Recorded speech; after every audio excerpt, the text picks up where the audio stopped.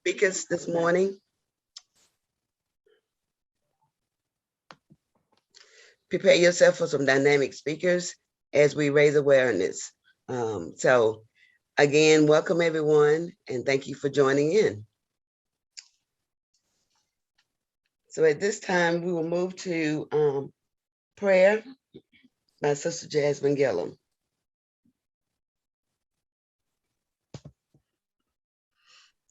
Good morning, everybody. Thank you so much for being here today. If you are watching us or if you're watching us later, does not matter. We are going to pray right quick and let us close our eyes and bow our heads. Dear Heavenly Father, Lord, for waking us up one more day to make a difference and to make better choices on today.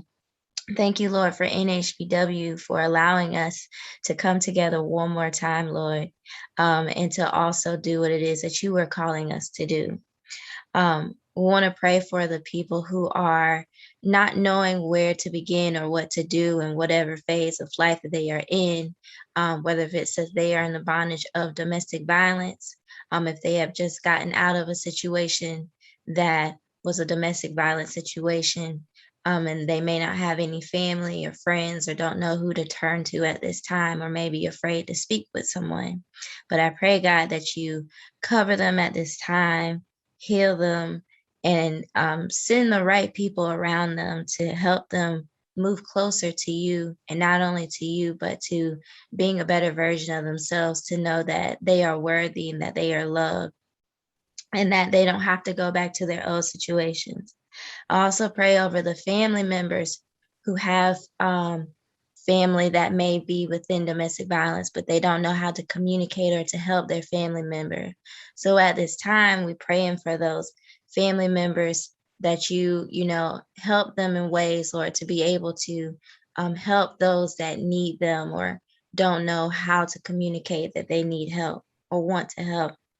We pray, Lord, that you break the bondage and that you break down domestic violence for whatever the reasons may be, for people being hurt, and that you cover these people and that you heal them on the inside, God. We also pray, Lord, that you allow NHBW to do our part in the best way possible. We pray, Lord, that we can reach people, non-judgmental, but eager to listen and being able to do what we can on our part. We pray, Lord, that you continue to guide us for what it is that you have for us to do, and that we continue to work towards breaking down domestic violence. We thank you for this day. In your name we do pray. Amen. Amen. This is Lowe's Hill. I bought this truck in January and he's born in July. June.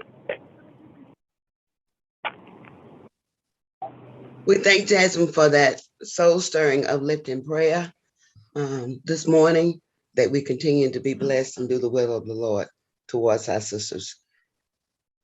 We will move forward in our agenda with a poem by Sister Karen Rogers at this time. Good morning, everyone. If you can hear me, would you just give me a little thumbs up so I make sure? Thank you so much. I found this poem online and it's called Growing a New Heart. It is possible. And it is a website that you can follow if you would like to afterwards. Growing a new heart, it is possible. My sisters and I gathered the flowers that grew after the fields were raised. We made them in a tincture called possibility. Drop by drop, we serve this tincture. Each drop says, it is possible. To grow a new heart like a womb that carried a baby, it will secretly be bigger.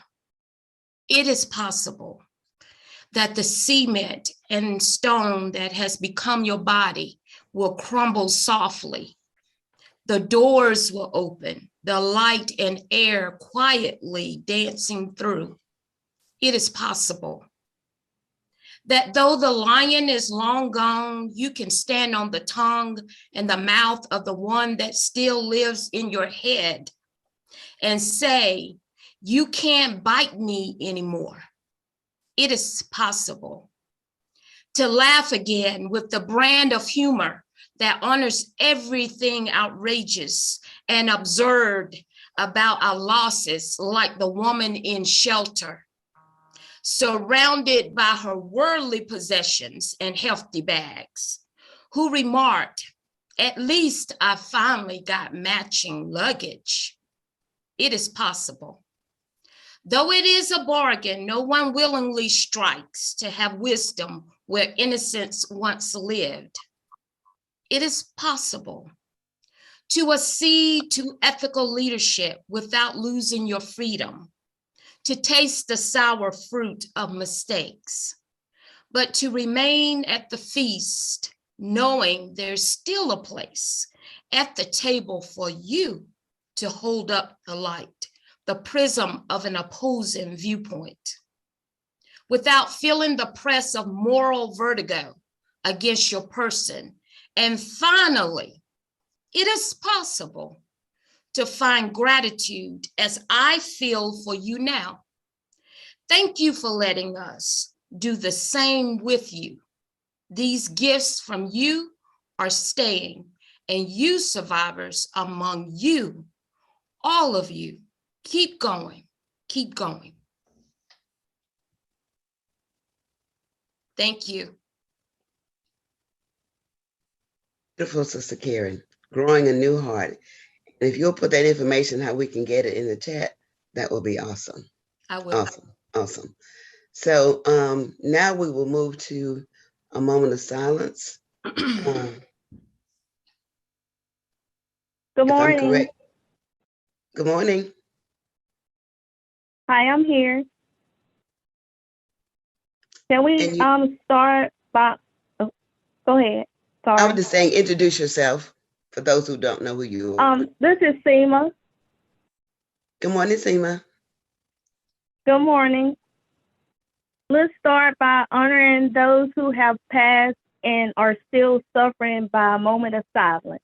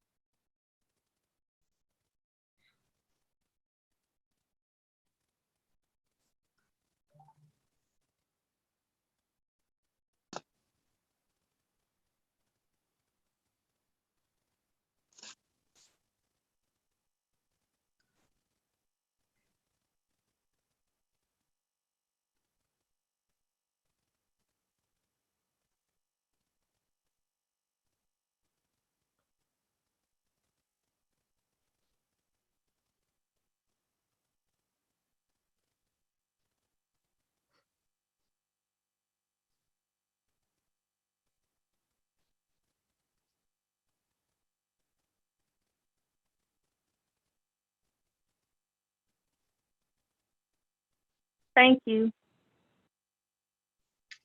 And we thank you. We will now have the introduction of our first speaker. Tanya Brannon is a lifelong resident of Spartanburg County. She received a Bachelor of Science in Criminal Justice in May of 1990 from the University of South Carolina upstate. Tanya has been married to Samuel L. Brannon Jr. for 29 years. They have one bright and talented 20-year-old son, Caleb J. Brannon, who is a graduate of Charleston Southern University. Caleb is a business owner of Jet Lag TV Studios. Tanya has been employed with Safe Homes Rape Crisis Coalition for 31 years, providing advocacy and support to victims of domestic violence and sexual assault. As Director of Residential Services, she directly coordinates and supervises all emergency shelter services and the agency's new transitional housing program for victims, including those provided by victim advocates, therapists, and house managers. She assists with grants administration and reporting to SHRCC agency funding sources. Tanya conducts media interviews, provides educational presentations and professional trainings to increase awareness and educate the community at large about the dynamics of domestic violence and sexual assault/abuse. Tanya is presently involved with several community, professional, and civic activities. The Spartanburg Area Chamber of Commerce Leadership, Spartanburg Alumni Association member, State of South Carolina Victim Service Provider, United Way Safety Net Committee member, Upstate Homeless Coalition Advisory member, and Legacy Christian School Advisory Board. Tanya is a 2011-2012 Woman of Accomplishment given by the Breakfast Business and Professional Women of Spartanburg. Tanya strongly feels that it is important to make a positive impact in the community. Great accomplishments happen in communities where persons give back. It is my honor and pleasure to present our distinguished speaker this morning, Tanya Brennan. Let's give her a hand if we can. If not, let's give her a thumbs up. Welcome, Miss Tanya. Thank you all so much for having me this morning. Can everyone hear me well? Give me a thumbs up if you can. It is a pleasure to be with you all this morning. Of course, October is Domestic Violence Awareness Month. And it is a time that, of course, as a nation, we look at the impact of domestic violence and those that have lost loved ones due to domestic violence and those that are experiencing domestic violence. But I want to talk to you all first a little bit about our program and services that we offer at Safe Homes Rape Crisis Coalition. And then I want to have a little conversation and talk to you about our national stats and the impact of domestic violence on our community, particularly our women, our Black women who are being victimized due to domestic violence. And so at Safe Homes Rape Crisis, as Evelyn mentioned, I have been with the agency for 31 years. I'm the Director of Residential Services. And have had opportunity to be, of course, after 31 years, very involved with the impact of domestic and sexual violence that it has on so many lives, that even persons that we know today in our personal lives that have been impacted by domestic violence and sexual assault. But today, particularly, we're going to talk about domestic violence. And at Safe Homes Rape Crisis, one of the things that's so important that I wanted to mention is that we have a 24-hour crisis line that persons can call at any time to talk to someone about their experiences that they're having with domestic violence. And so I wanted to put that out there. I'm going to probably repeat it again, that I want people to know that there is availability of support and services 24 hours a day, 365 days a year. We do not shut down for anything. Only thing that will shut us down for a second, there's power. And when the power goes out, we go to using our cell phone systems to alert those of in law enforcement, hospitals, and things of that nature, how to reach due to a major power outage that may have happened due to a bad ice storm or something. So we are always available for persons. In our program, we do offer therapy services, support to persons who may need any support with therapy. We also have court advocates that will go to court with persons if it's related to a DV order protection hearing or CDV hearing. They would support them and assist them with accompanying them to court. We also have our emergency shelter program that I work directly with, that is available to house persons who need to get out of their abusive situation where they're in imminent danger and be able to go somewhere and be safe. We also have an education department that will assist and support the community. We're providing sessions and coming to health fairs and things of that nature as well. One of the things I do want to tell you all that's important to know is that with our therapy program, we have not only individual therapy available, but group therapy. So therapists are able to work with persons and determine what is best for them in order to receive their support services. One of the things that I did want to mention is our website number.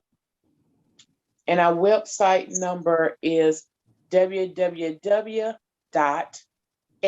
NHRCC.org. And when I finish presenting, I will put that in the chat. I encourage you to go to our website at any time. And we have tons of information about our agency, about our services that we offer. We have articles on there. We have an annual report. We have those persons that are listed that are part of our agency, whether it be in a position of being on the board, the advisory board. And we also have opportunities for persons to volunteer who want to support our agency in so many different capacities. So that's a quick overview of our agency, our services. And I encourage you again to go to that www.shrcc.org and take a look at our agency and all that we do to support domestic violence and sexual assault victims. But now I just want to jump right into talking about some statistical numbers, and then even going closer to us as Black women, and talk about the impact of domestic violence in our community. So one of the things that happened most recently is that the Violence Policy Center released their reporting numbers just a few months ago for violence that's related to domestic violence.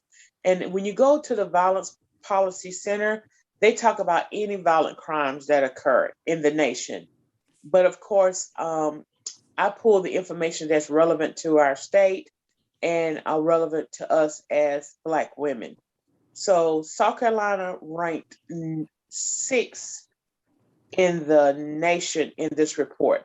Now, this report is actually the numbers from 2019.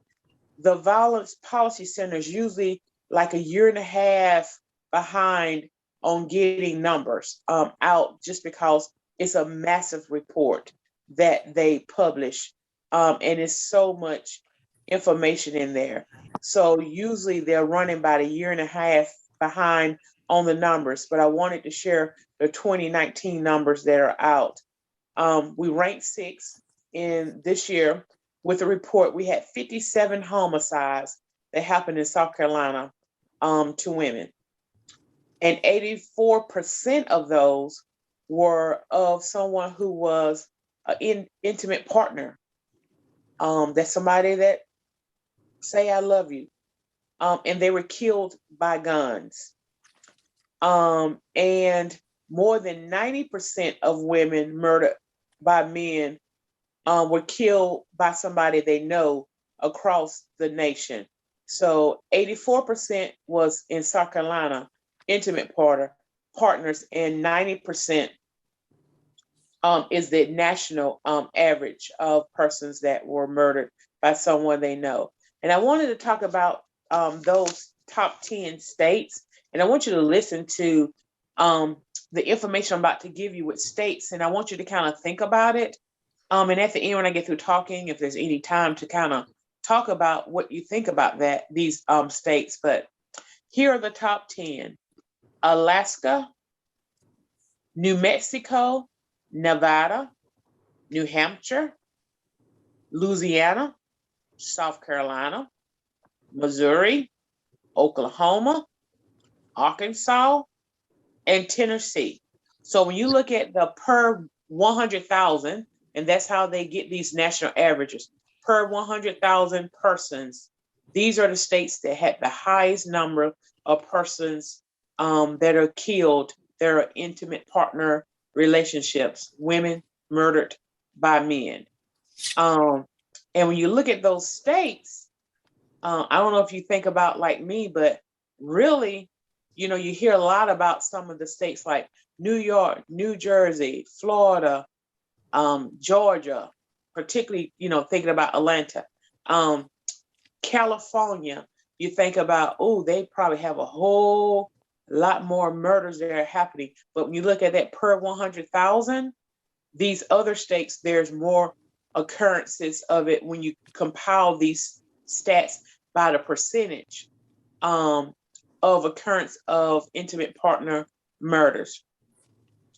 Now I want to talk a little bit about Black women, and literally in the Violence Policy Center, they use the term Black women. And I think they do that so that it's very clear that, you know, because sometimes we use the term women of color, which is absolutely fine and appropriate.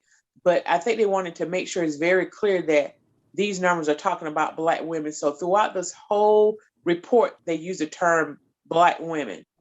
So Black women were murdered by males at more than twice as high as white women. And they use the term white women.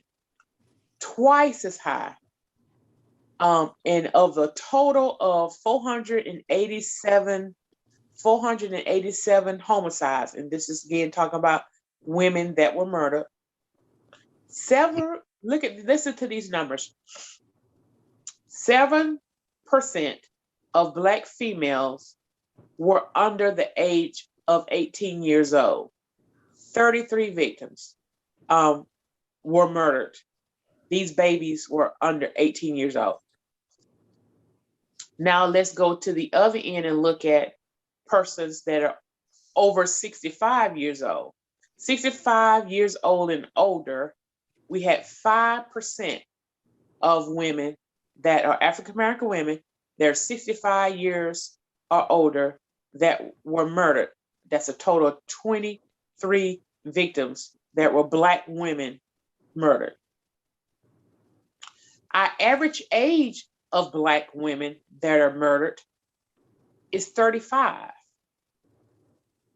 60% of Black women who were murdered were by offenders, of course, that they know.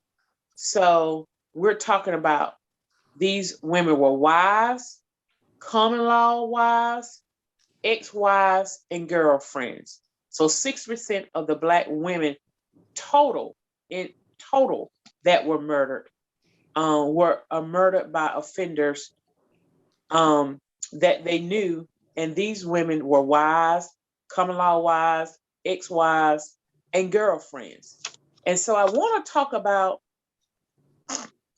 these numbers and the impact it has on us as Black women.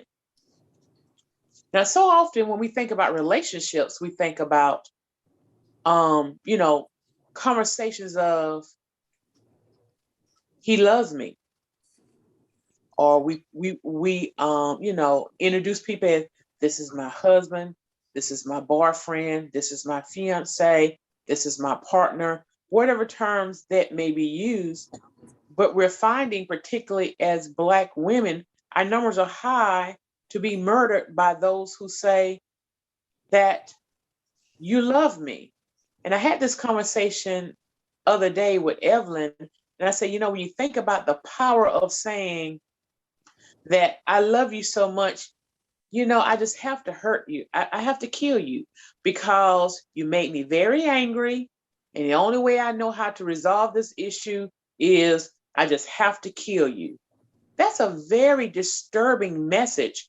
And without verbalizing it, that's basically what we're saying to our Black women, that the only way I know how to handle this is I just have to kill you.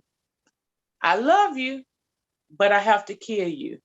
And I'm going to make sure you have flowers. There's a poster that talks about the only time that I received flowers was at my funeral. And it's a casket with the casket spray and flowers around it.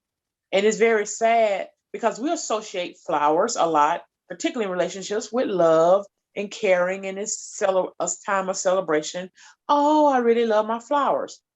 But then when you think about the fact that flowers also are associated with something that's very sad, particularly with victims. And we have our Black women receiving sometimes the most flowers they have ever received at their time that they have been murdered. And so when we think about our women, particularly, again, I'm focusing on Black women and how valuable we are and how beautiful we are and intelligent we are, and have so much to offer to the world, not just in our little small community. We have to look at the importance of reducing our numbers. And I think that is not only just, such as this morning, this forum and this symposium where we're talking about domestic violence, but we have to start pretty much everywhere we go within our personal homes. I am a mother of a son, he's 25, and just sharing the importance of love for women, and how to treat women, and in our homes, in our places of worship, how we treat our women when we gather. I'm just going to use, for example, at parties and social events. What is the conversations like, and how are we treating our women? Are we learning the importance and the value of something that sometimes people forget? If it had not been for a woman that birthed you into this world, even you as a man, you would not be here. So the women are so valuable and so important in our roles and in our importance. And so we have to treat our Black women as queens, as princesses. We have to understand the value of who we have and how so important it is to truly love me. Don't kill me. Don't hurt me. And so I could go on and just talk about so many other stats and statistics about particularly Black women that is even from this violence policy center.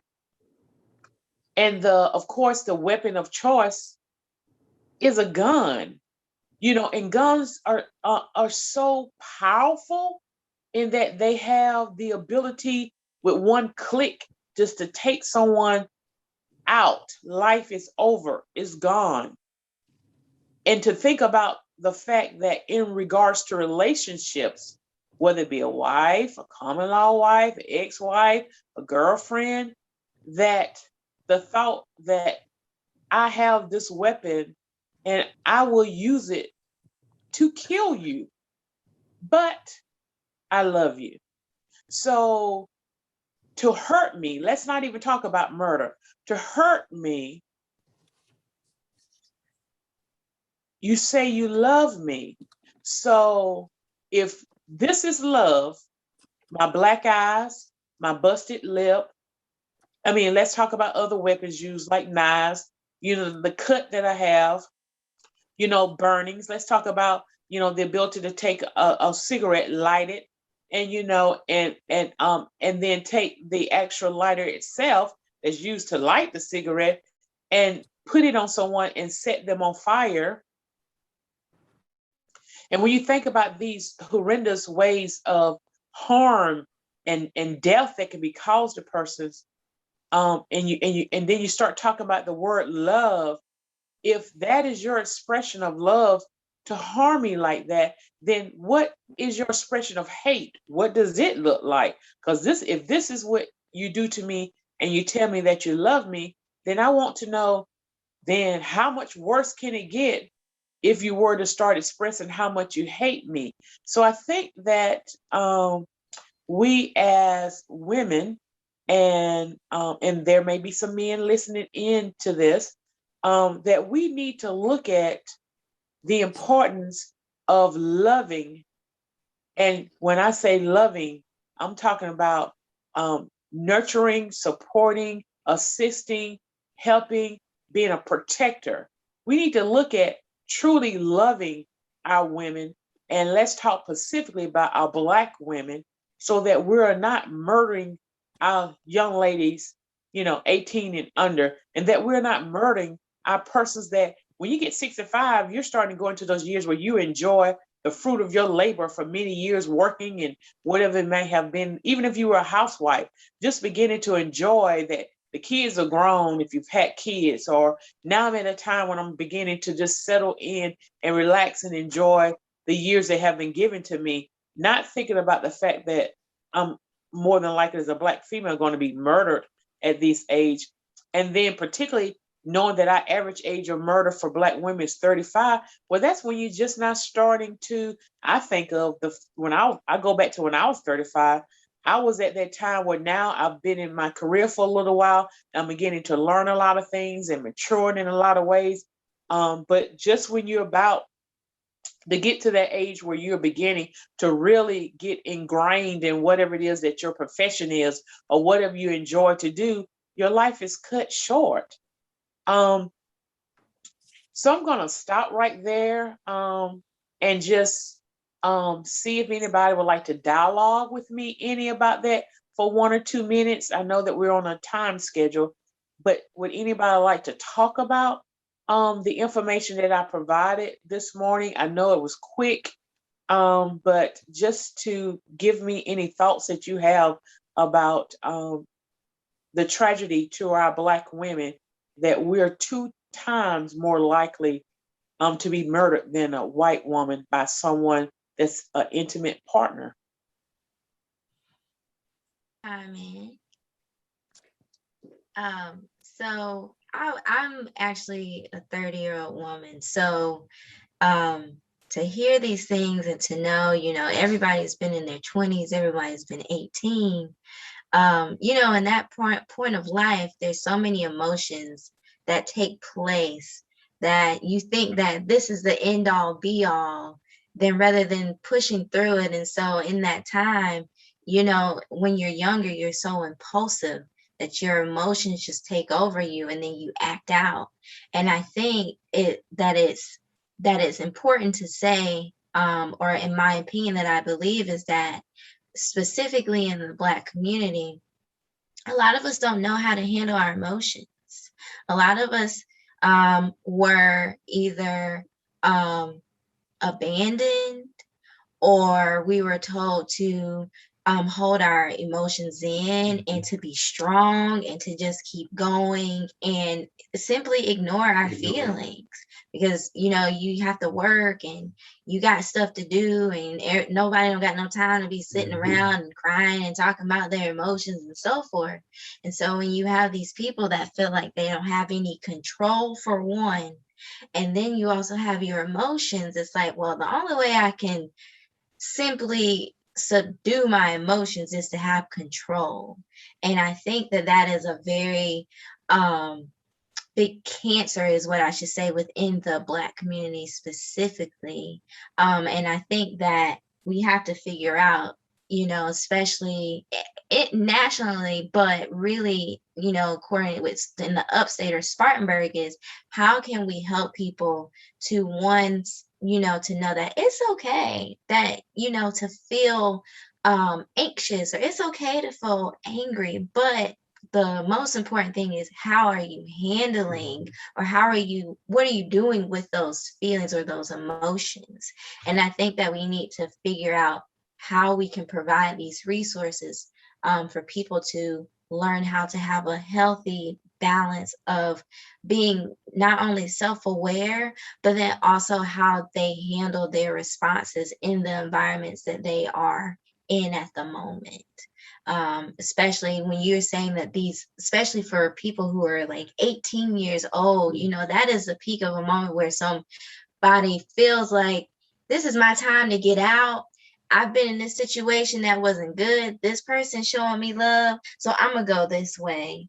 And then it's just, it happens so quickly, is what I should say, in a matter of domestic violence. So I think it's very important, to tap into that, because at some point somebody is hurt in those situations, and people are lashing out towards each other, which sadly it can become fatal. So I wanted to, speak to that as a single 30-year-old woman who is still like going through life and is still learning these things. And I want to speak to those people who are young to say that it's not an end all be all.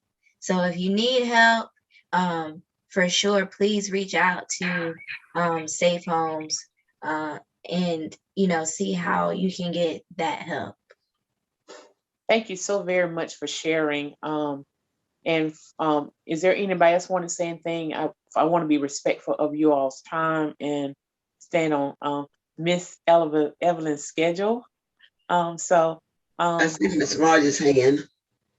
I would just like to say quickly that one of the, I listened to what you said, and it's alarming to say the least. However, on another spectrum, the Black community used to have what they call neighborhood, people looking after each other. Our neighborhoods have changed, where women watched over each other, families watched over each other, they watched over children. And we're just in a whole new realm of life now, where you don't have that permission to interfere in others' lives like you used to. And it begins very early in the elementary school level, where young girls already have a fixed mindset of what love looks like. So just quickly, I would like for us at another time, or maybe through reading, look at how we view love, because love is very, it's everybody has their own version of what love looks like. And usually love comes where you lack a lot of your own self-worth. Men can't give you love, but they can give you support, companionship. That love has to come from you. And we have to dig deeper very early to let everybody know, boys and girls, what love looks like. Not lust, but what love looks like.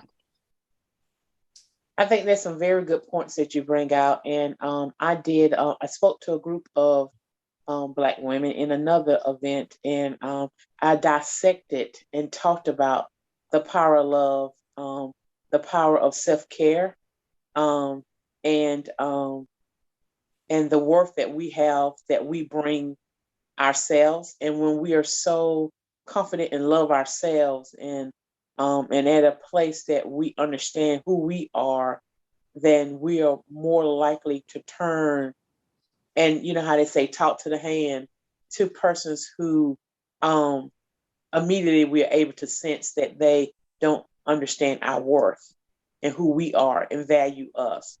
And yes, you're correct. That is a whole deep, another conversation to have, that's so worthy to talk about the love that we have for ourselves and the importance of it, and how it's building self-esteem and self-worth on a level that when someone come to try to tear it down in so many ways, that we are powerful within ourselves to be able to resist and say, I think, I've used the terms in groups before. I think I look too good. I'm too intelligent. I'm too important. I'm too valuable to even allow you to even talk to me in a way that makes me feel uncomfortable. And again, I did that term with just talk to the hand, get the stepping. You're not for me at all. And before you even get to the levels of, the whole control and mistreatment that may end up in murder. Yeah, it is. You're not for me at all. But thank you so much for sharing that. Thank all of you for sharing. Thank you, Sister Tanya, for that powerful message. That is also, as we said, disturbing, alarming, but the more we talk about it, the more we can bridge together to make a difference and hopefully save some lives. Thank you for all those who gave input in a very timely way. And in the interest of time, we're going to move right along to our next speaker. Tanya, please stay on and join us throughout this event. You're welcome to stay with us, and anyone coming in now, welcome. And at this point, we're going to turn it over to Sister Angela Lindsey. Good morning to all. I have the honor of introducing a really good friend of mine. Her name is Toria Smith. She's born in Spartanburg. She's married with a family of 6 kids and 3 grandchildren. She's an assistant solicitor for the 7th Judicial Circuit, responsible for the prosecution of domestic violence cases in the city of Gaffney, the city of Blacksburg, and Cherokee County. She's dedicated to the fight for justice, for victims, and for all. There's a lot more that I could say about Toria, but I'm going to let her give a few statistics and whatever else she wants to share about domestic violence. Thank you, Toria, for joining us from Dallas and taking out a little bit of time from your vacation and your work time to join us today. Good morning. Thank you all so much. It is such an honor and a privilege to be here.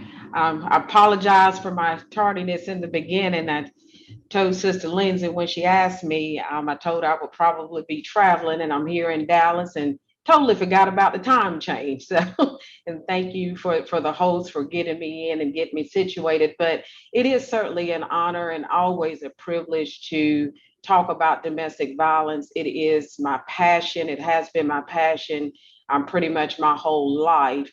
I've been in the legal field for approximately 20 years now. I was paralegal for the Honorable R. Keith Kelly, who is now one of our circuit court judges in the 7th Judicial Circuit. I was with him for approximately 11 years prior to going to law school.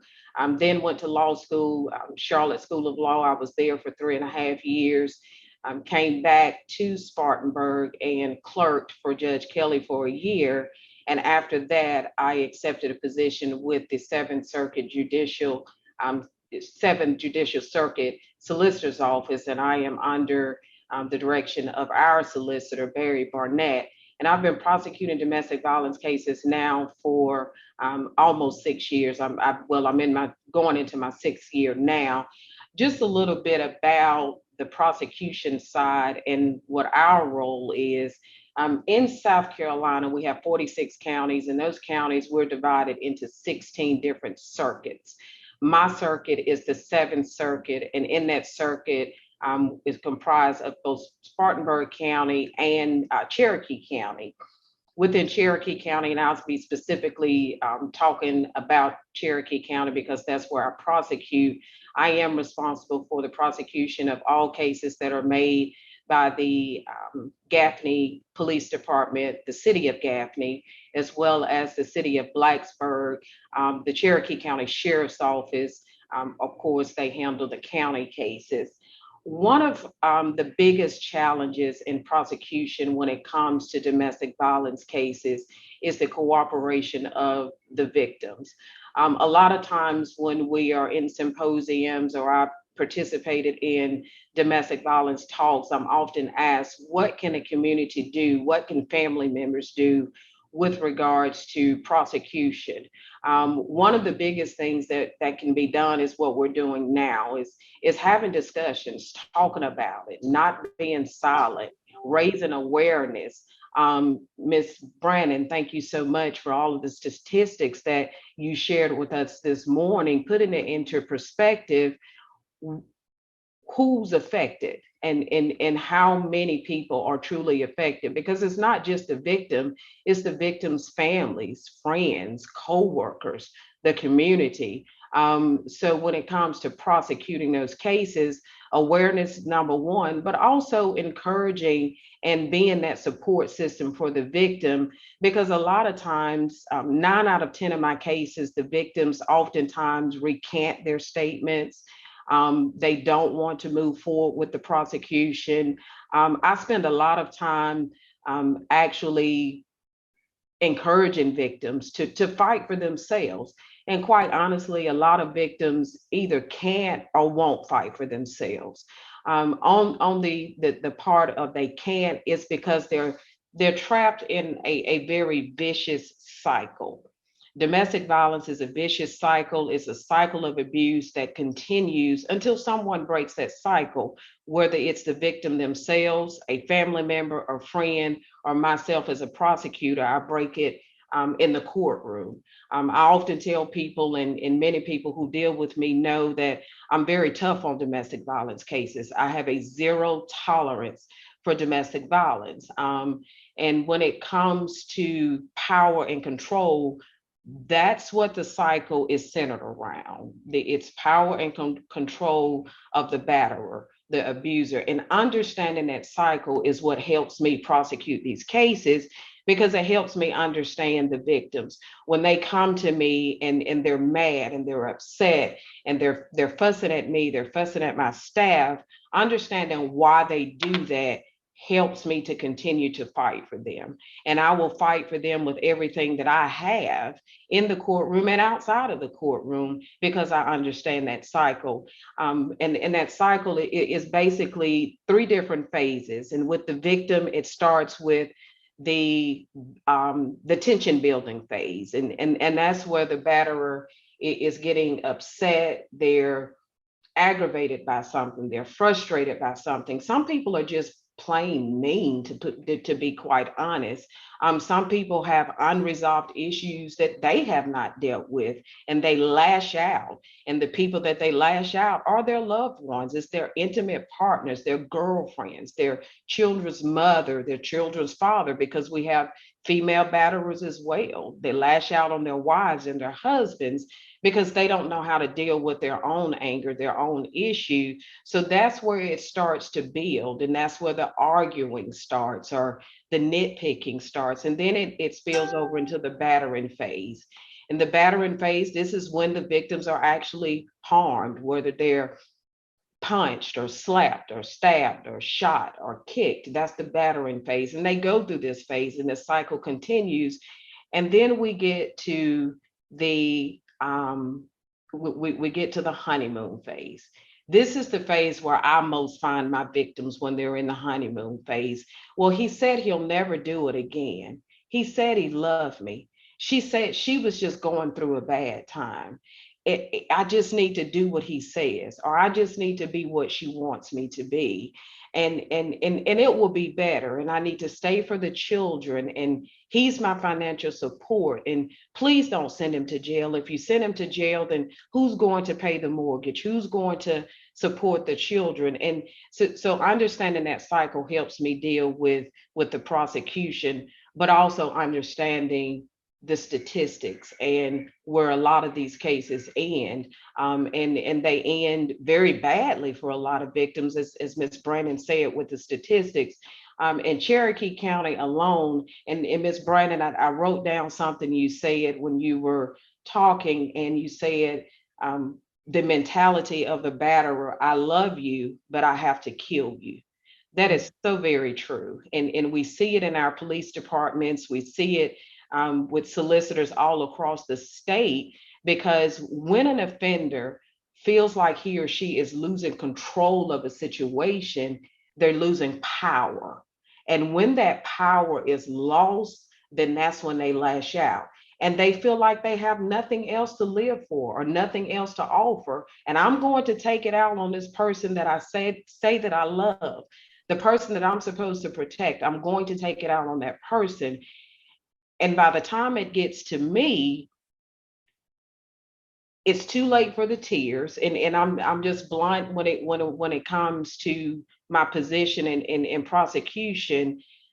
At that point, you're before a judge, and you're there on a criminal charge. And I have to deal with that charge. Some people, quite frankly, need to be in jail. Some people need to be referred to programs. And our solicitor has done a very great job of putting intervention programs in place to help individuals who do have anger issues, individuals who do not know how to deal with their anger or their frustration. And there are intervention programs that are available to these different individuals. And we try to give them that second chance. We try to give them the help that we believe that they need to help their families function and to keep the victim from being victimized or assaulted all over again. Because quite frankly, a lot of them, they do stay together, and sometimes they end up in fatalities, unfortunately. In Cherokee County alone, from 1996 to 2001, we have had we've had 39 fatalities. In 2019, we had 2 victims who were murdered. 2020, we had one, and then in 2021, we've had 2 victims that were murdered. The weapon of choice, as Ms. Brannon said, a lot of times our weapons being firearms, but we have stabbings. I can tell you that females are some of your most vicious and violent offenders sometimes. A lot of times I find that females don't talk, they react, whether it be with a knife and or running their children's father or husband over with their vehicles. They've used vehicles as weapons as well. We've had females who have been beaten to death. And to imagine that someone could take their bare hands and beat the life out of another individual is horrendous in itself. And that's something that I have to deal with in the courtroom when that individual comes to me for prosecution.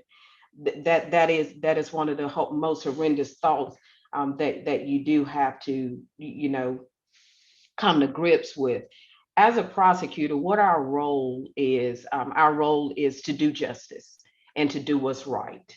And like I said before, sometimes doing justice and doing what's right is to prosecute an offender to the fullest extent and seek a prison sentence. Sometimes doing justice and doing what's right is to refer an individual to an intervention program to try to get help. Because the other consideration and the other things that we have to consider are the children that are being reared in a domestic violence home. The children are seeing the violence. They're seeing these 3 phases played out right before their very eyes. And these children, they grow up either to be victims themselves or they become batterers.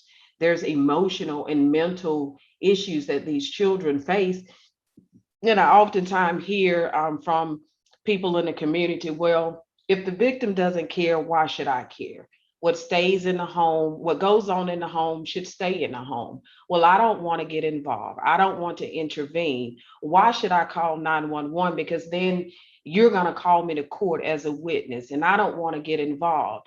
Well, one of the examples that I gave to actually speaking in training, because I also train my officers in the area of domestic violence. And one of the examples that I gave is little Bobby, who's been reared in a domestic violence home, goes to school.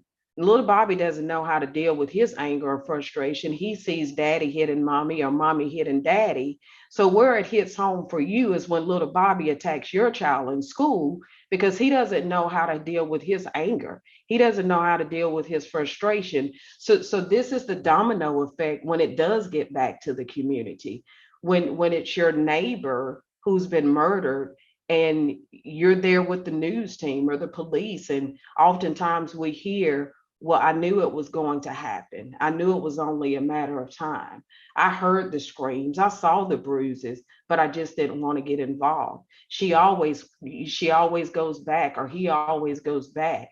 And it is hard. It is very difficult to get involved, but thank God we do have some heroes in our community who will get involved.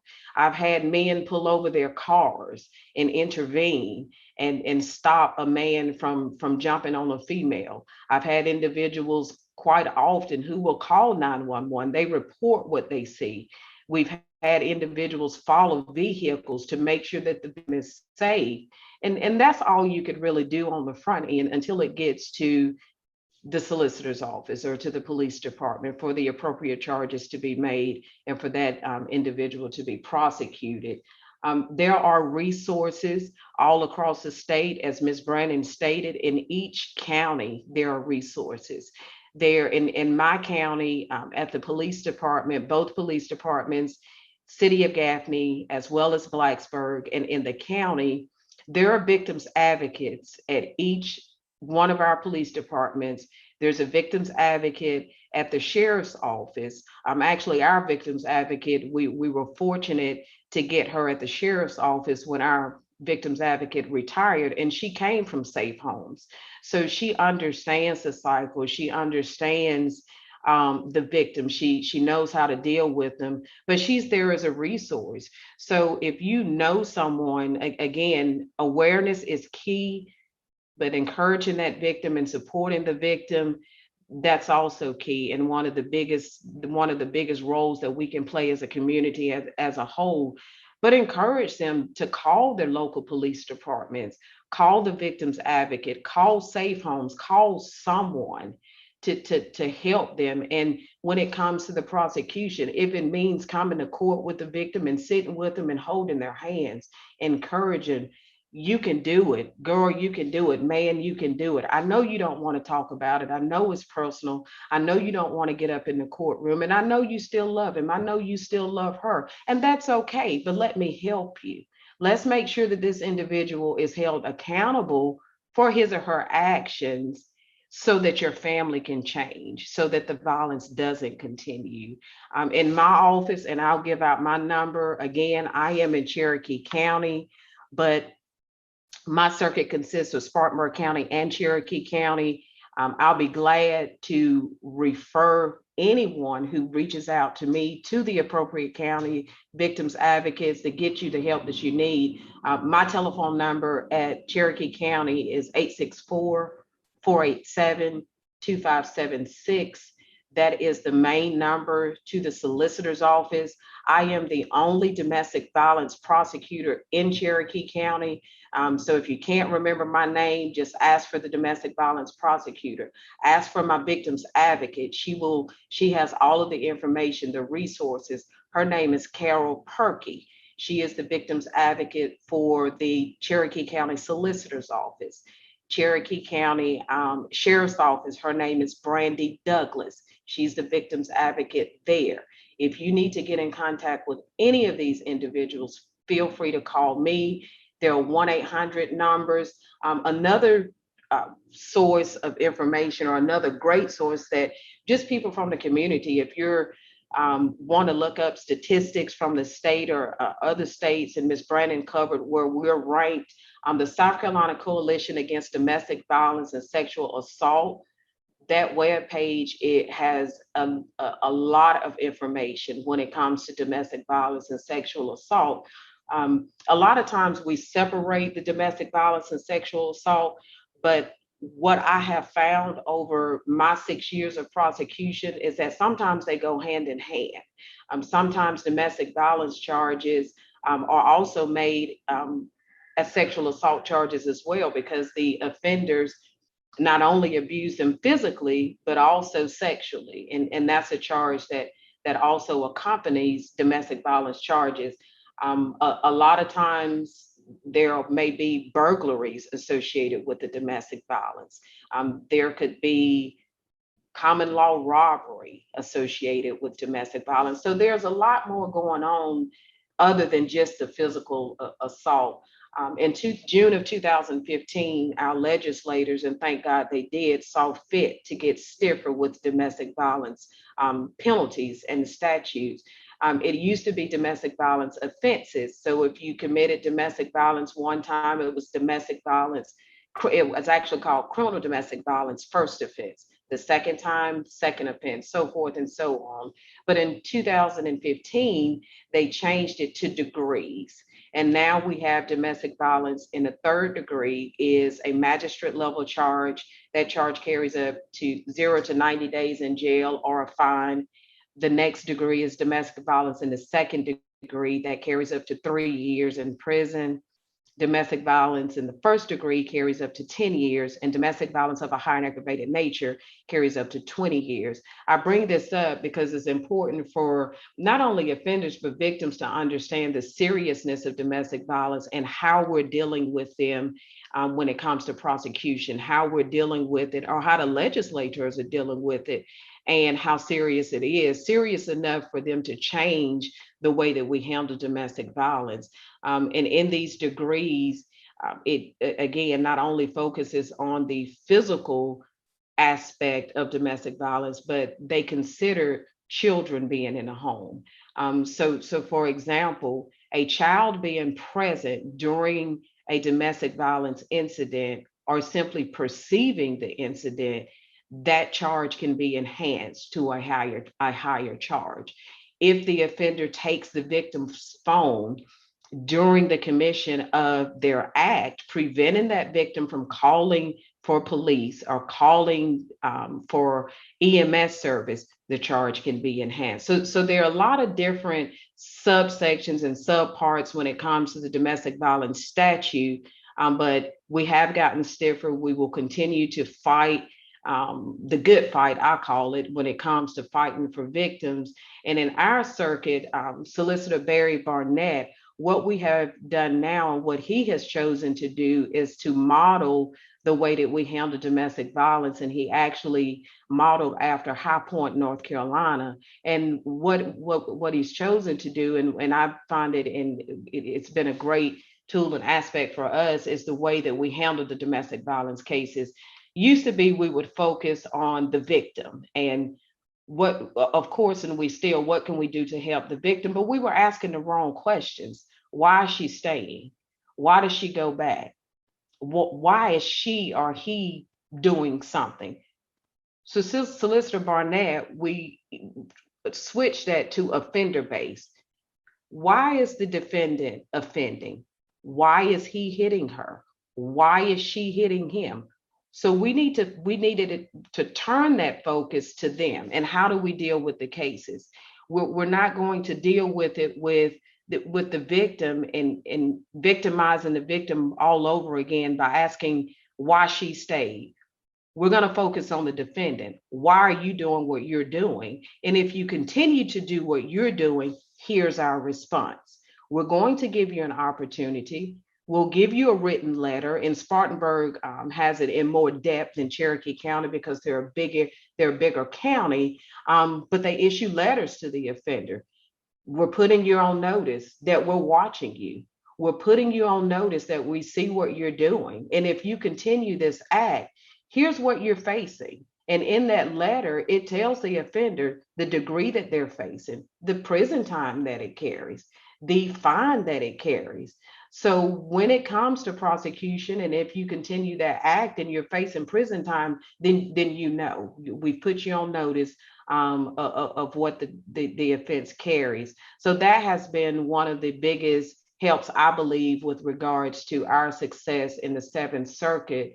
Again, we're tough on these cases. We're going to continue to be tough. We're going to fight for the victims, whether they fight for themselves. And I often say, and I tell my victims, and I look them in the face and I said, you know, you can come in and you can fuss at me and Miss Toria, and I don't want to cooperate, and I'm not going to cooperate, flat out curse me out. That is fine. I'm still going to fight for you because that's my job. That's my duty. That's what I sworn to do, and that is what I will do until the good Lord says that my assignment is up in the solicitor's office. I truly believe that it is an assignment. It's where my passion draws from my personal experiences as well as my professional experiences. I believe that I was assigned to this position for a reason, to do a job, not only to protect the victims of Cherokee County, but Spartanburg County, but all across the state. That is just a short.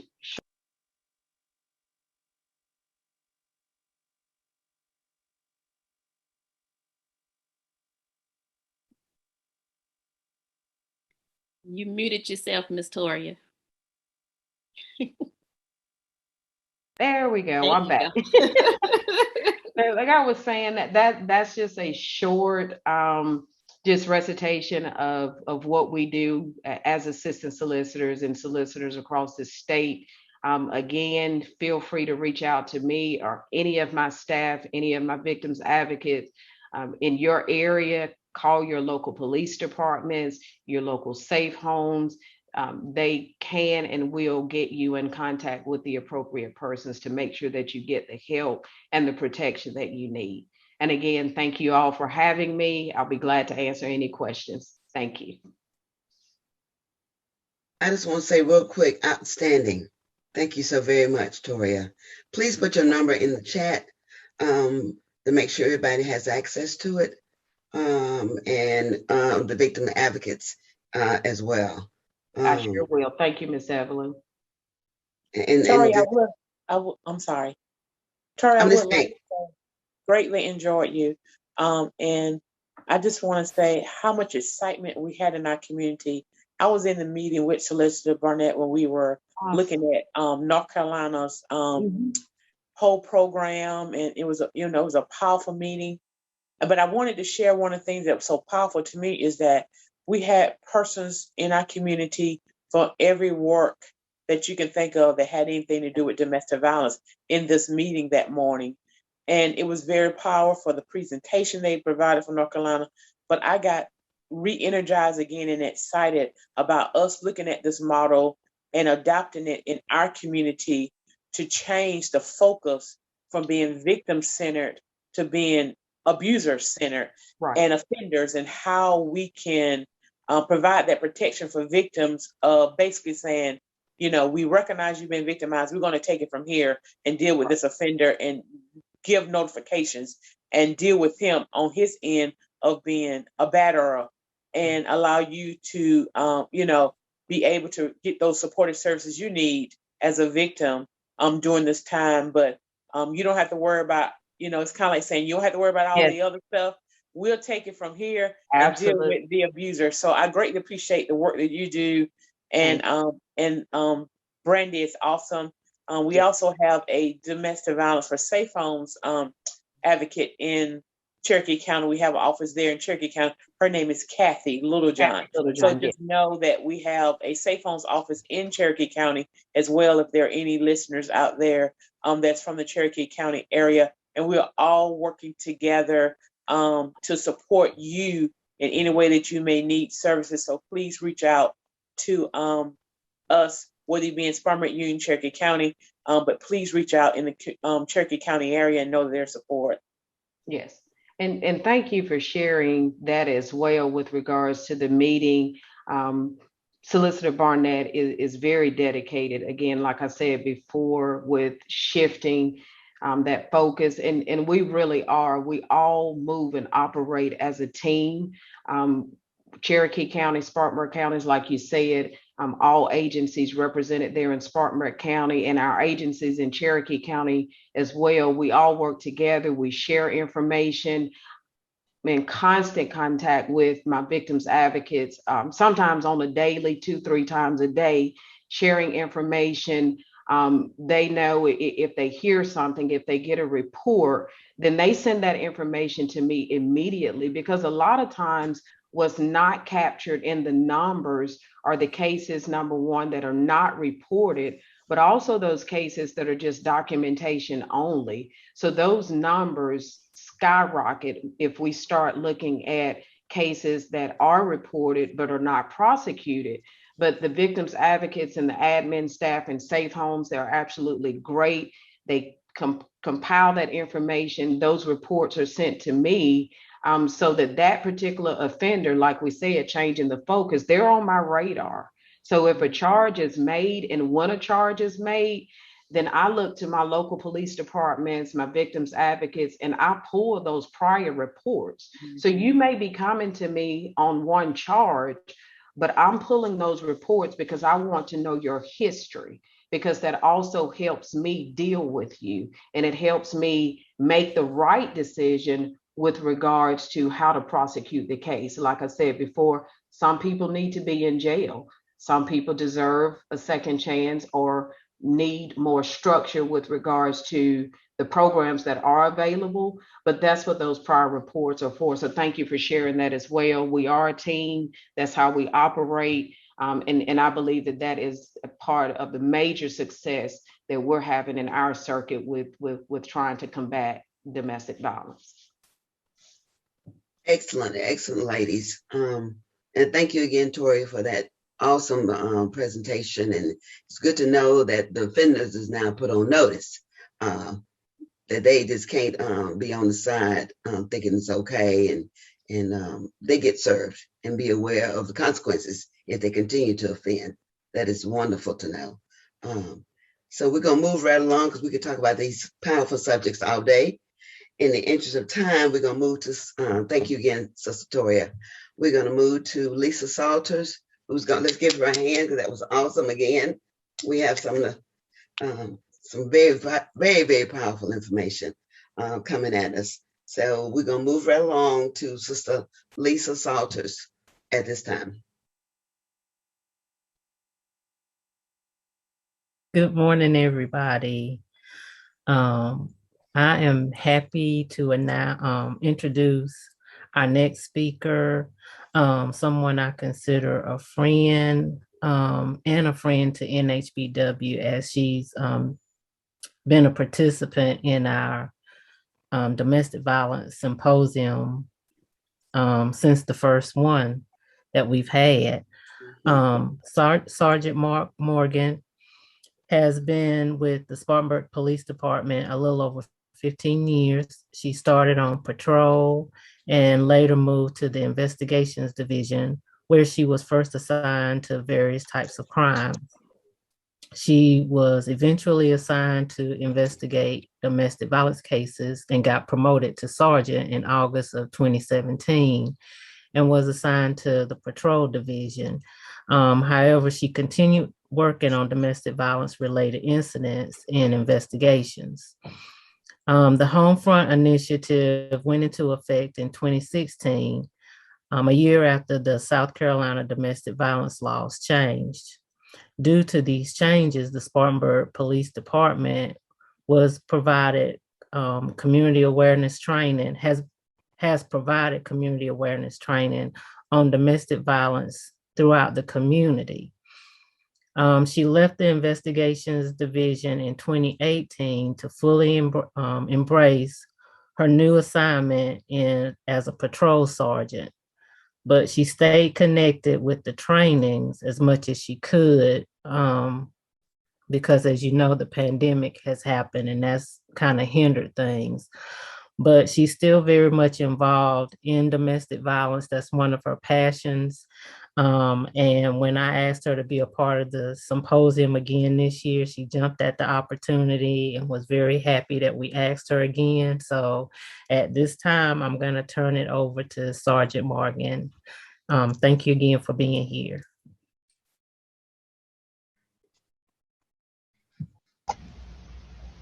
I'm glad to be here. Thank you, everyone, and hello to everybody. What I am going to talk about is the process as far as law enforcement response, and for sake of this conversation, for lack of a better word, we're going to focus the information on domestic violence cases, and I will also piggyback a little bit on what Ms. Smith and Ms. Brannon talk about as far as the participation from the solicitor's office, along with everybody else involved on domestic violence incidents.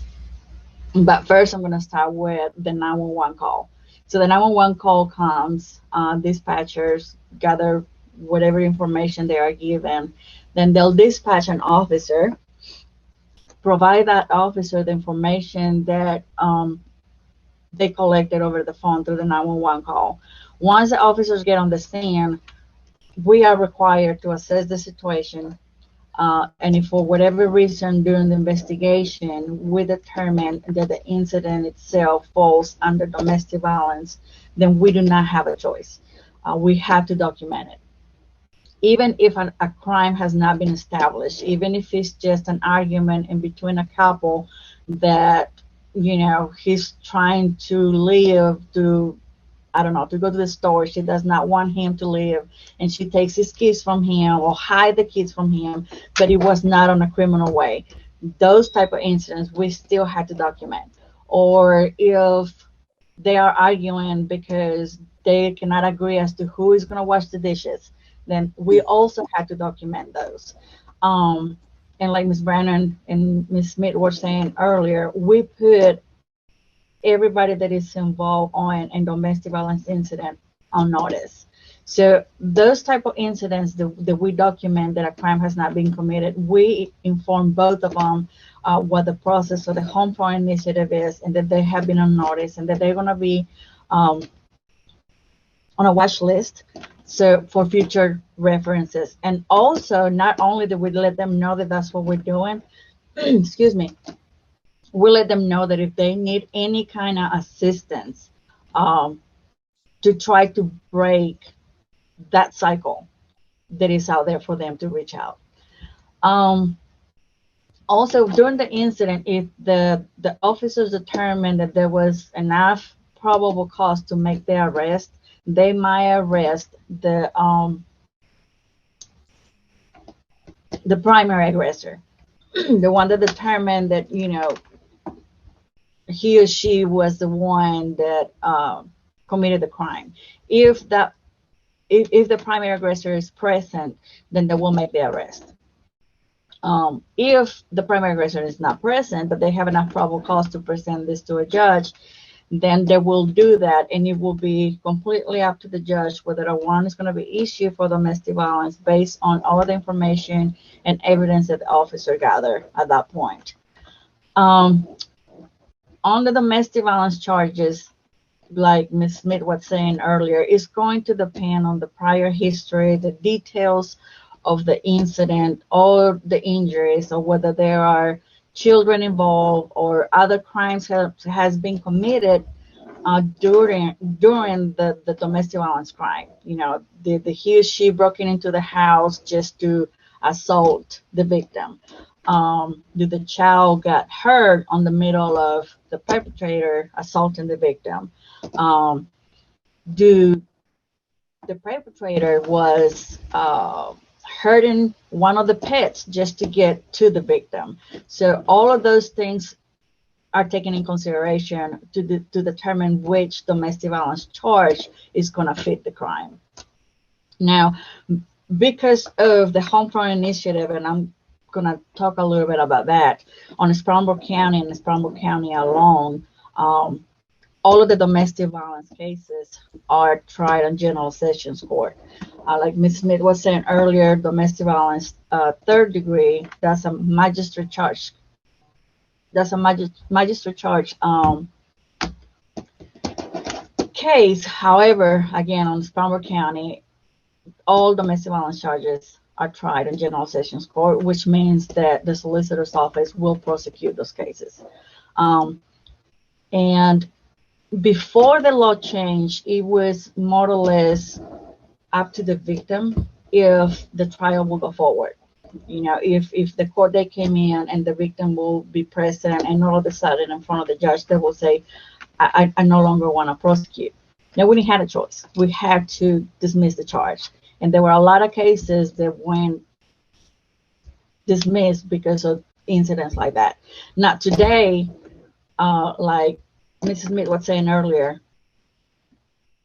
even though they do have an input, we really do not need them to prosecute this type of incidents. So whether they want or not, the incident will go forward.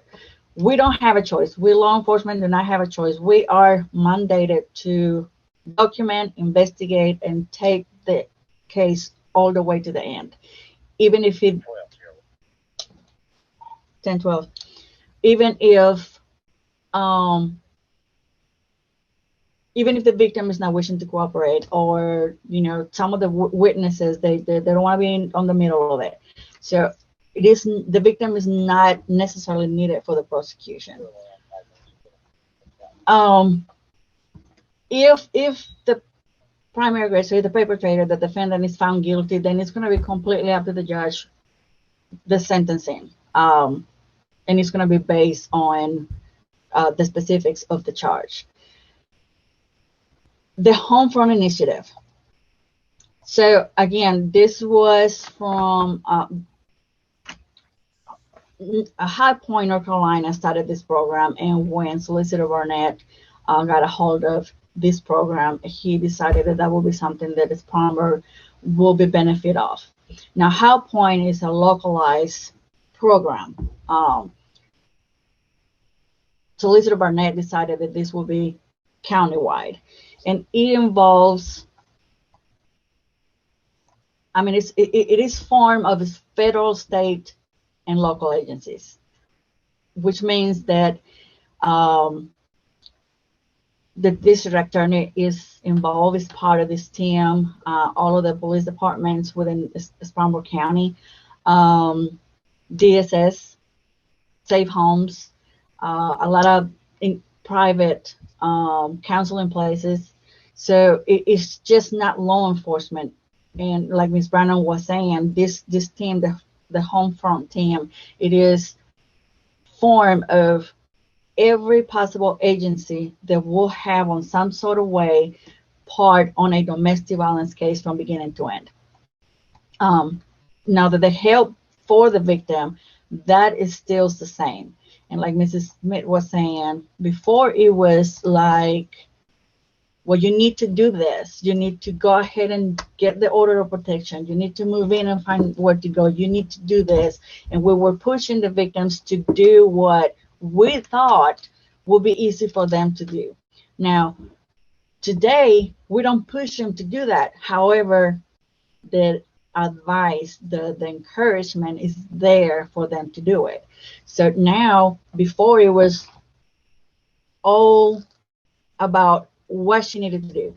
Today is all about, this is what you can do, but our attention is going to go to the defendant and get the defendant every opportunity to change his or her ways, to get on the the right track, to get the training, counseling, or whatever it is that this person needs to make sure that he breaks that pattern.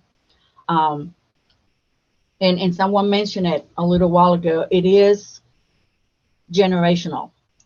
Sometimes the children grows up watching this, and whenever they grow up, they believe that that's the way it is. So it is really, really hard to break that cycle once they have already lived through it their whole lives.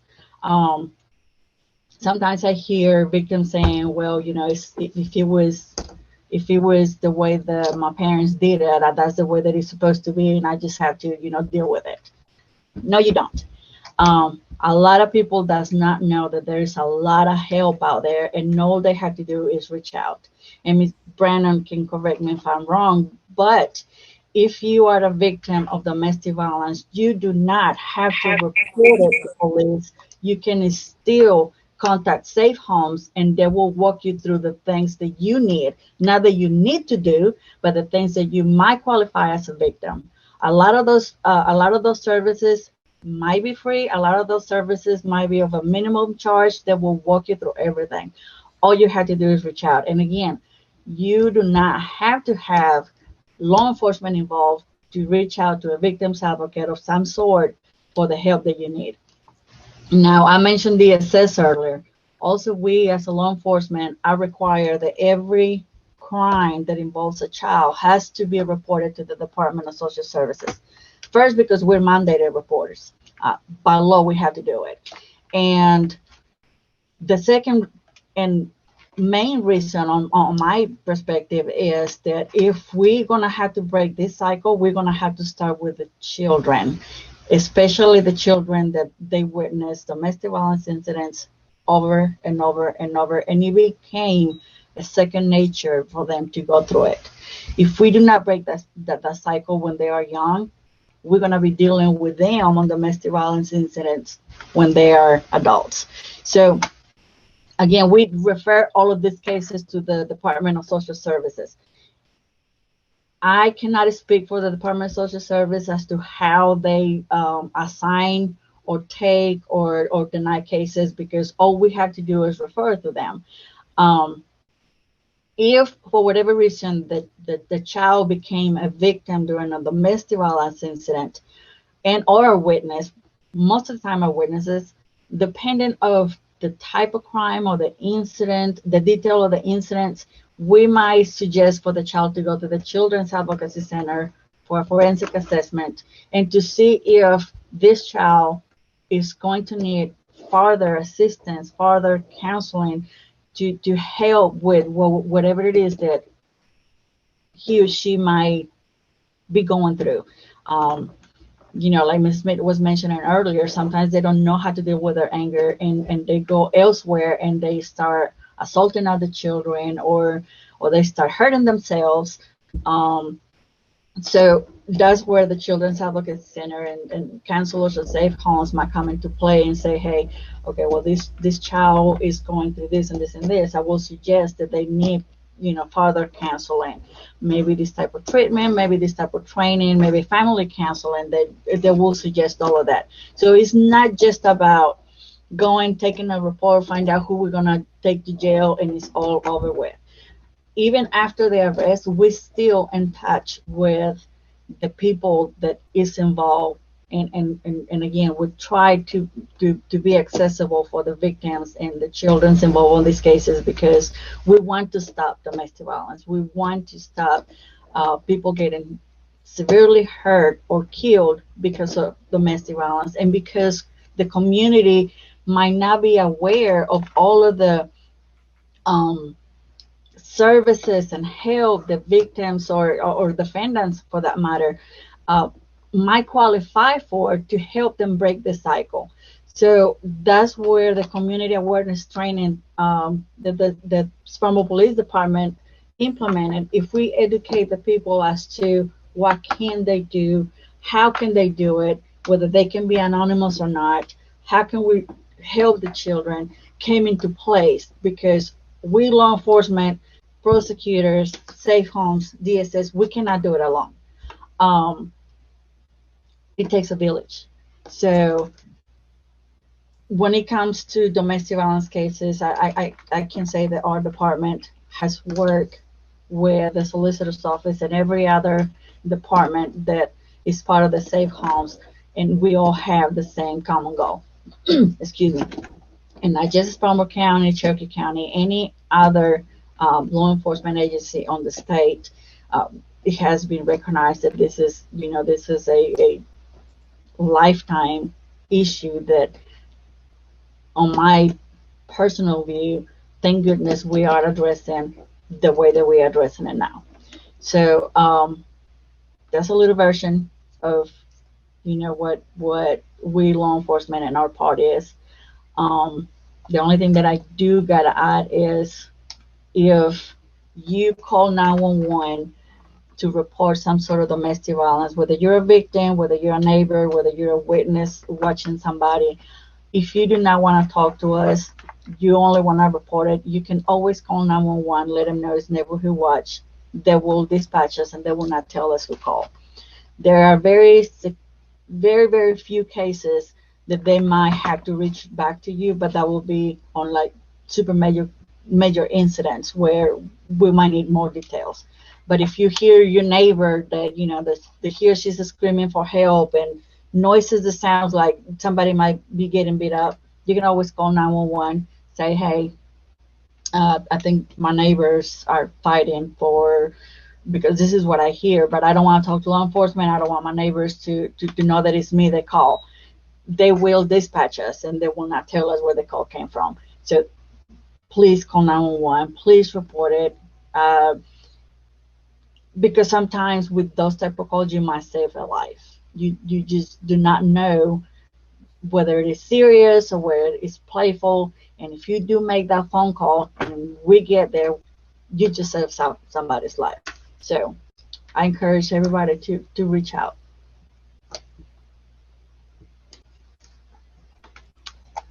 And I think that's all I have.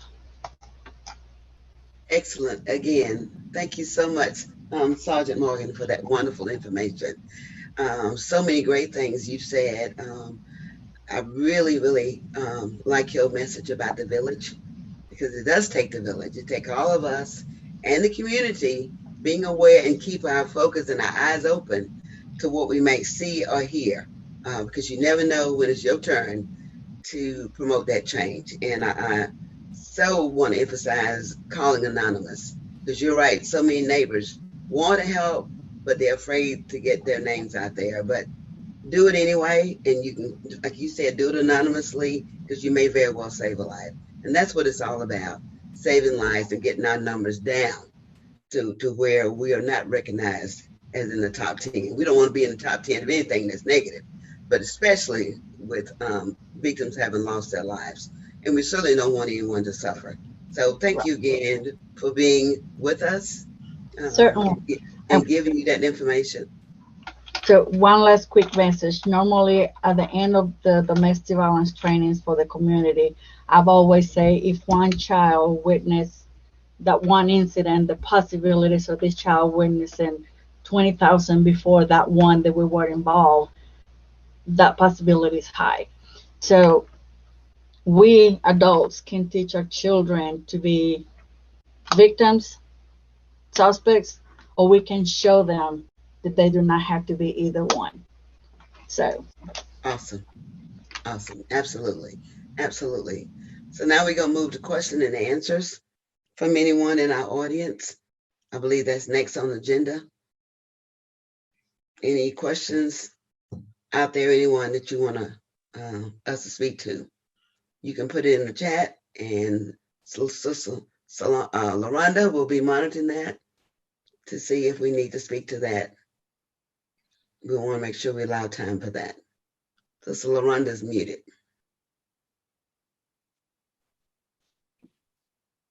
I'm looking at the Facebook Live as well. We don't have any questions right now, but I think Sister Karen had her hand raised. You're muted, Karen.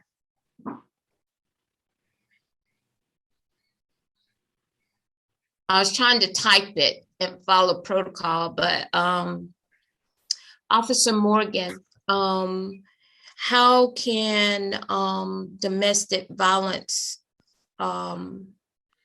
start very early, not necessarily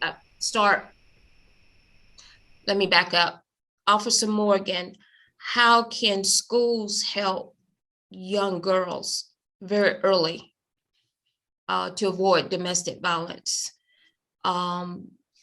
Just what I know, there aren't many programs to boyfriend-girlfriend relationships start very early. And they're earlier now. They're like 3rd grade, 4th grade. And there's a lot of emotional attachment that they have towards each other. And sometimes they move a little faster trying to be adults, handling situations that they're not really ready for. The schools are bombarded with so many things. How can young mothers, how can it become not necessarily reactive, but more proactive? How can we be more proactive as a community in Spartanburg?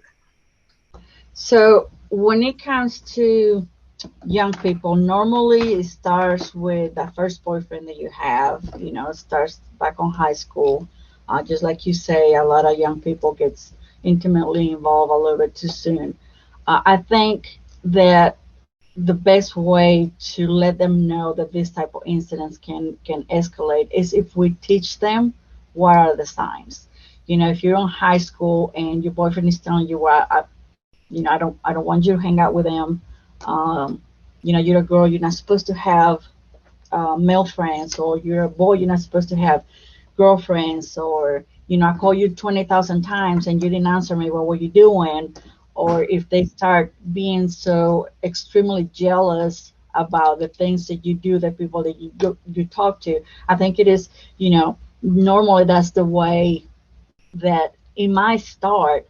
And as a young lady or as a young man, you will think, like, well, here she's jealous and that's kind of cute because he lost me and whatnot.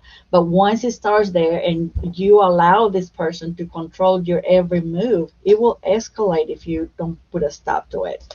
Next thing you know, you're not going to be able to go nowhere without him or her, or you're not going to be able to buy certain things because that's not what he or she likes, or you cannot wear this anymore because you're getting everybody's attention. So I think that if we teach young people what are the signs, how does it start, and sometimes it's just not cute, I think that we can stop at early stages. When it comes to young mothers, I think that trainings and conferences and panels like this one will be something that we will encourage them to be part of, to educate themselves, to know who to call if they need help, to know where to go, to know who to reach out to. And again, a lot of victims do not want to reach out because they think that we law enforcement have to be involved, and we really don't. And a lot of them, they don't know that. So I think education, education, education to young people, to everybody that needs it, and encouragement for the victims to get out of that situation and to let them know that they're not alone. So. And also, I wanted to mention that we do have programs that we provide in the school systems at Safe Homes Rate Crisis. We have our community service education team do go into schools. We would love to be able to go into more schools in the Spartanburg Union, Cherokee County. So anyone that may be on or may be viewing this symposium, please, if you have the ability to assist us with getting into more schools, doing early prevention programs and talking, that'll be wonderful. I wanted to share one quick story that happened. This is before the pandemic and everything. One of our persons that go do education in school was talking to a young class. And one of the things that came out of it is when it was over, she had talked all about domestic violence and being safe in your homes and just the whole program that we do. And this young boy came up to her and said, let her know that my mama needs to talk to you all. My mama is being abused. I mean, and when we heard about the story, it just tore us all up. She said, because the little boy was so sincere and said, and asked, could he give our number, our agency number, to his mama to call because she really needs the help. She's being abused. And to have a young child, again, as been mentioned, just the impact on children, to have a young child. And I know that the officers all the time come in contact firsthand with kids who are upset about the violence in their home, but that just tore us up to know that the young child was aware of it and he wanted to seek our help. But then also we were so happy that this young child really heard what was being said and wanted himself to try to seek out help for his mom.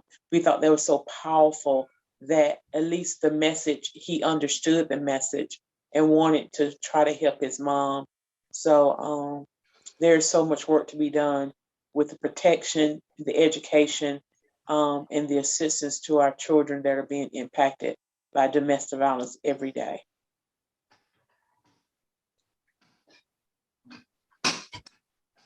Thank you, Sister Tanya. Any more questions from our audience or our team?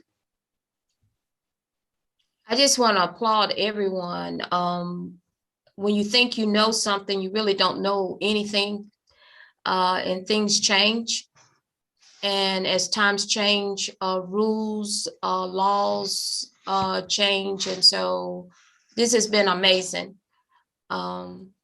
Very, very, very good information. And thank you, Ms. Frye, and everybody. I feel very empowered leaving, and it makes me want to go and read more. So. And everybody who is available on this coming Thursday, I put it in the chat. We're having our 24th domestic violence silent witness at Daniel Morgan Square. It's going to be at 5:00 this Thursday coming. Please come out and support in our community.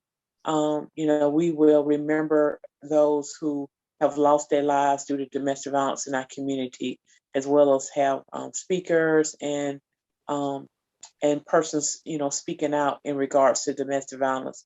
Let us remember not just only on, today and on Thursday when we have our silent witness event, but let us every day be mindful of the impact of domestic violence all around us, in our families, in our places of worship, in the places that we work, and some of the places that we may go for dinner and social events. Let us be mindful that more than likely, I will assure you that there's more than one, maybe more than two persons there that are currently experiencing some form of domestic violence. And so let's be mindful everywhere we go to empower persons, how important they are, whether they male or female, that, so that they can hopefully hear positive messages around them that will draw them closer to seeking help and assistance from, our agency or from law enforcement, or even from, if it's on the legal end with solicitor's office, just reaching out to someone to get needed assistance and support. Absolutely. Thank you for that announcement. And please come out and participate if you can in that vigil. It's so powerful because you will hear victims and you will see those who have lost lives in the way they display them. So remember that on Thursday at 5 o'clock, if you all can join us for that vigil. That'll be down at Daniel Morgan. Thank you again, everyone. I will say my final remarks for last. We're now going to move to Sister LaRonda Fry, who's next on schedule. She is going to do a reading of an article about a survivor. Good afternoon, everyone. I was recently in Charleston with my mom at MUSC for a procedure she had to have done. And normally for one of our symposiums, we would actually have a live victim speak. And so at this time we did not, but it just so happened, God, he works in mysterious ways. And so he put this article, it's right here. I went to get me some coffee at Starbucks in the hospital and saw this paper, and the article reads, MUSC neurosurgeon saved mother, unborn child after domestic violence shooting. So I was like, that would be perfect to be read since we don't have an actual victim to speak or survivor to speak. So it says, for Haley Ray Starton, the first serious red flag went up in November 2019, shortly after she found out she was pregnant. It was the first time he'd really assaulted me. I was a manager at Firehouse Subs and I was on my way to work. He basically kidnapped me and threw my phone out the window, said Starton. Then he blacked both my eyes and busted my lip. When he drove off, I went to a gas station and called 911. The police took her statement and issued a warrant for her boyfriend for first-degree domestic violence. Then it seemed to settle down after that. They spent Christmas with his family in North Carolina and had a gender reveal party where friends popped a balloon filled with light blue confetti. They were excited to welcome a son into the world. Still, the arguments continued to simmer. In January 2020, 4 months into her pregnancy, Starton decided that she had enough. It was 2 months since he beat me up, and I thought it was a safe time to tell him that I was done, she said. I took the ring off my finger and said I didn't want it anymore, and he got furious. As they drove through a rural area near Green Sea, South Carolina, he pulled out a gun and shot her in the head, stopping to push her out of the car and leaving her and their unborn child for dead in the middle of the road. A sweet older woman named Carolyn found her. It's a miracle she came by because it's not a highly traveled road. She thought Haley had been hit by a car, said Sue. Starton was airlifted to MUSC Health, where Alejandro Spiata, MD, led the team of neurosurgeons and critical care specialists who worked to save her life. Based on the gunshot injury alone, a lot of hospitals would have given up on her because her chance of making a meaningful recovery was so low. The CAT scan showed a very deep bullet trajectory that stopped just 1 centimeter from the center of her brain. If it had gone any further, she'd have been in a coma. They rushed her into the emergency surgery. Her odds weren't good, but it wasn't impossible. We just saw this young pregnant woman who deserved every chance we could possibly give her. The first thing was to reduce her brain swelling and prevent more damage. We removed a large piece of her skull and parts of her brain that were damaged, but we had to leave multiple bullet fragments because it was too risky to get them out. Fortunately, the swelling did abate and Starton survived. Over the next several months, she underwent 2 more brain surgeries and multiple complications, including an aneurysm, seizures, preeclampsia, and pulmonary embolism. It has now been a year and a half since the rainy day in January that could have been her last, and she is back home raising her son. He made it full term, she said proudly. Born at the MUSC Sean Jenkins Children's Hospital, a healthy baby boy at 9 pounds and 19 inches long. We worried about all the medications I was on and everything I went through while I was pregnant, but he's doing great. Although she still uses a wheelchair, she is determined to regain independent mobility. I'm working hard at my therapy and doing everything I can to get better because I won't let him win. My goal is to get out of this chair and walk again on my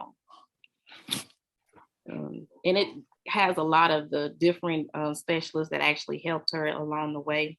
It says he credits Starton's positive outcome to MUSC's health multidisciplinary team approach, which brings multiple areas of expertise together to manage difficult cases.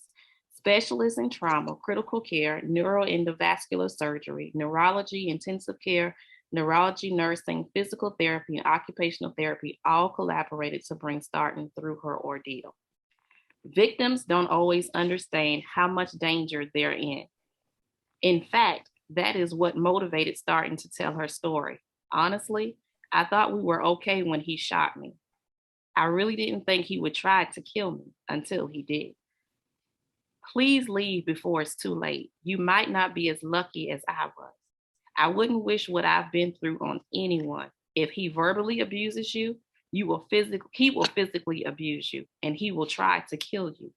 That's what I've learned. At the first sign of disrespect, just go ahead and leave, but it's not because it's not worth it at the end of the day. I know what it feels like to love someone so much that you feel like you can fix them, but you can't fix people. She also hopes that sharing her story will help to create more open conversations about intimate partner violence.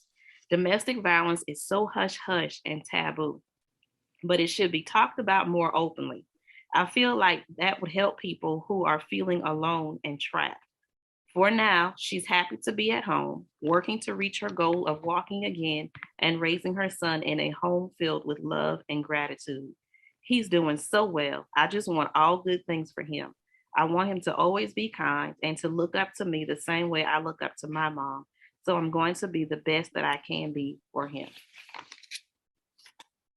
LaRonda, that was absolutely a powerful article that you read. I mean, you know, I know we talked about not having an extra person live on today, but you could not get more live than that article that you read of such a powerful story of survival, what she went through, and her strong power of wanting to regain her life in every aspect. So thank you so much for sharing that article today. I think that was powerful. And what a perfect way to encapsulate all that we've been saying today. How fitting it was that God allowed this survivor to speak to all of us. And the program did what it intended to do, reach those currently with us and those who may be afar. But the impact is still strong regardless how it comes in. And I want LaRonda to say some more, to echo some more remarks. LaRonda, turn your mic on. You're unmuted. But I wanted to first give kudos to LaRonda, who has brought together this wonderful domestic violence symposium today. She is an outstanding first vice in our chapter, who's doing great things, and she has the heart of a servant to lead, even though she has her own stress in her life. She always makes time for us, and it does not go unnoticed. And I want to personally thank you for being the wonderful woman of God you are and doing the things you do. Well, first and foremost, I make this like it's a church. I give honor to God. But seriously, I mean, that's who my strength comes from in any and everything that I do. I do have to give him that honor, and also have to honor you ladies, because without you, this would not have come across. Sister Angela for getting Sister Toria, Sister Evelyn for getting Sister Tanya, and Sister Lisa for getting Sister Christina. So we work together. Thank you, Karen, for the poem that you read. Seema and Colleen, thank y'all for participating and doing the moment of silence. Jasmine, thank you for doing the prayer. So it was not me alone. It was us working collaboratively to get this done. And this is one area that is dear to my heart. I've been impacted on different levels in regards to domestic violence. So it is one of the things that I truly, truly do believe in bringing awareness to, and knowing that we do need to break the silence and be a support system in any way that we can. So thank you all for participating, even out to our Facebook world out there. Thank you all for that have joined in. We've had several that have watched the live. So thank you. Again, thank you, everyone. It's also my passion as well, as many of you know, throughout Spartanburg and even throughout the work that we do on a national level. I am a drug and alcohol counselor, so I get to hear stories of victims firsthand, often throughout the week, and I always refer them to get help and to know that they're worthy and important. So whatever jobs we have, Lisa's a social worker at the hospital, and Angela's in the school system, so we all are in places to impact change wherever we are. And we're so grateful that we're a team that's willing to break the silence so we can save lives, children's lives, especially because they are our future, and we want them we want good things to be modeled for them and not go through their life traumatized by what they've experienced in childhood, because if they don't deal with it, we often see them in adult roles, which may be in the courtroom, which may be in drug and alcohol classes, which may be in a coffin. So it takes all of us to break these silence. And we thank, again, everyone who participated on live stream as well. Keep raising our voices and keep working together, because we are our sister's keeper. Thank everyone for sharing.